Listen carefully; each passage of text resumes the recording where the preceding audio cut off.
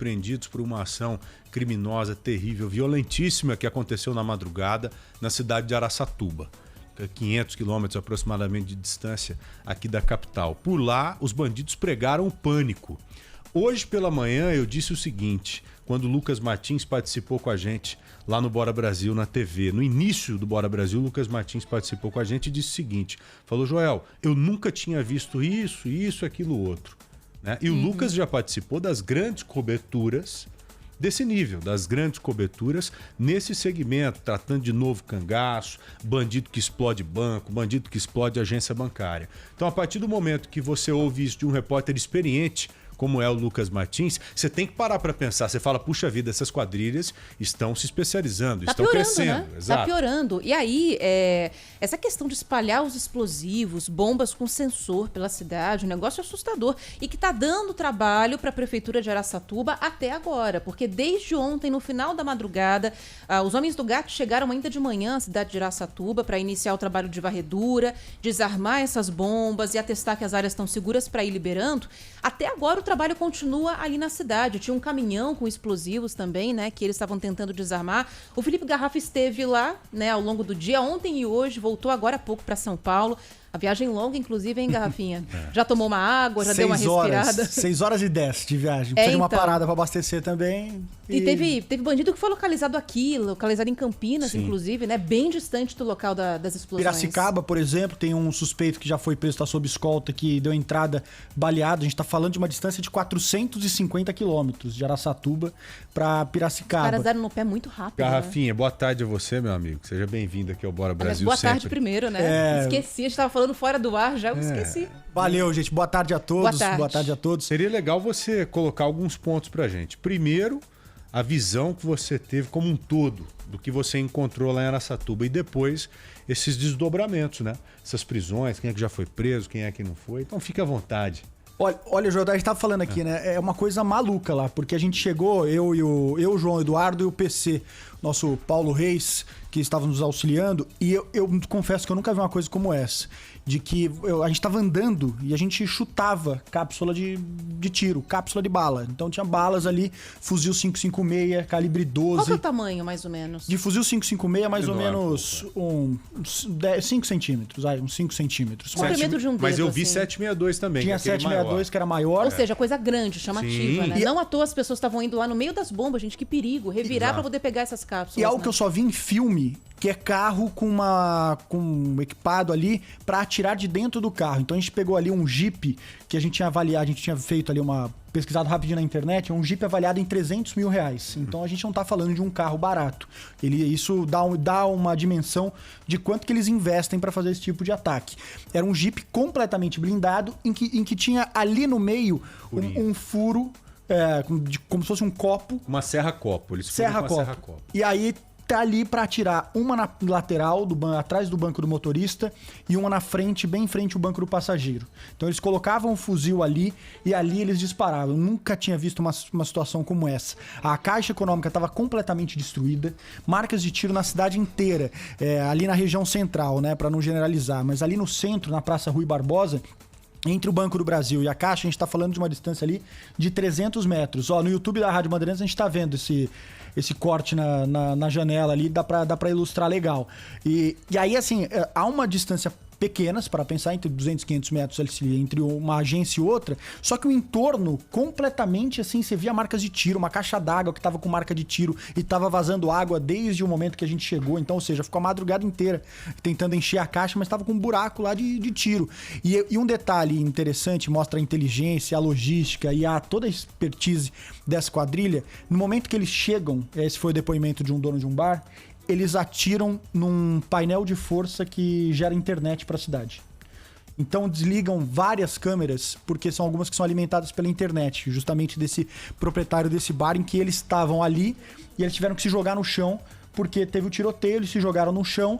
E aí eu perguntei pra ele, mas tem um monte de câmera aqui, tem uma imagem, um circuito e tal. Ele falou, cara, eles chegaram, eles atiraram no painel de energia aqui que não deixa mais, para não deixar mais ter internet, pelo menos ali no bairro. Então, ou seja, nenhuma câmera que era movida à internet registrou a ação. Só que tiveram outras. A gente teve a confirmação daquela imagem de que aparece um homem pendurado em cima do capô de um carro, quando ele passa. Caminhonete branca. Este homem é o que morreu. Ele que foi morto pelos criminosos. A gente não... Agora, a gente que viu aquela imagem, houve a confirmação que aquele homem que fica em cima do capô do carro, ele acaba escorregando e ele cai do carro. Os bandidos pararam o carro e dispararam 10 vezes com tiro de fuzil. Vem cá, mas não foram 3 motos? 3 motos. Um é o Renato, dono do posto de combustível. O que estava filmando a ação. O outro, o professor de academia lá. Isso. O personal trainer estava passando de bicicleta. E o terceiro não era um bandido? Um bandido, exatamente. Era um suspeito. O de bicicleta é o rapaz que perdeu as pernas, que passa lá na bomba. Ele pega a bomba por acidente, ele tá Exato. amputado, mas está no hospital, Jovem, tá sendo de tratado. 25 anos, perde a perna. Este homem aqui, ó, que a gente tá mostrando no YouTube, pode colocar até na tela. São vítima 2. foi pega pelos bandidos e colocada ali. Colocado ali. Esse ali em cima, que tá em cima do carro mesmo. Ele cai do carro e os bandidos fuzilaram. Essa é a informação de hoje da Polícia Militar. Fuzilaram E o o cara, outro disse que ele falou dessa ameaça, né? Ele relatou que ouviu que levaria disparos também. Ele conta que agarrou aquele carro com uma força que ele nem sabia que tinha, pra não cair do veículo. E uma informação nova. Mataram ele porque ele caiu do carro? É a única Pode explicação. ser. Pode é a ser. única explicação. Meu Ele pai tentou se amado. desvencilhar. Imaginando que o cara pulou do carro pra fugir. Exato. Então é a informação que foi agora no final Eles da manhã. devem ter falado, se cair do carro a gente vai matar. E ele caiu. Caiu do carro. Entendi. E assim, a confirmação também agora do GAT, informação nova também de agora, foram encontrados 93 explosivos. A gente estava falando de 40. Então, 93 explosivos, 100 quilos de explosivos. O comandante Racorte, que é o comandante do GAT, me disse que ali tinha potência, se explodir todos juntos ali ao mesmo tempo, tem potência de quase 1 quilômetro. Então, iria destruir praticamente o centro ali de Araçatuba. E aí o jovem também, a informação é que ele achou, de fato o explosivo parece um celular. E ele não é que ele passou perto, parece que ele tentou pegar o celular, tentou ver, olha só um celular, e foi ver. Meu Deus. Era a bomba, e foi lá e explodiu. O explosivo em si parece um celular? Parece, tem até uma imagem que ele é lateral, então ele tá em pé. E ao lado fica como se fosse um painel ali, lateralmente, ó. A gente tem ali uma imagem. Sim, tô tá vendo vendo embaixo? Parece um celular. Aquilo é o explosivo? É um explosivo, é um explosivo. Tem outros até de metal ali, esse aí tá meio de madeira. Tem qual que o rapaz coloca lá.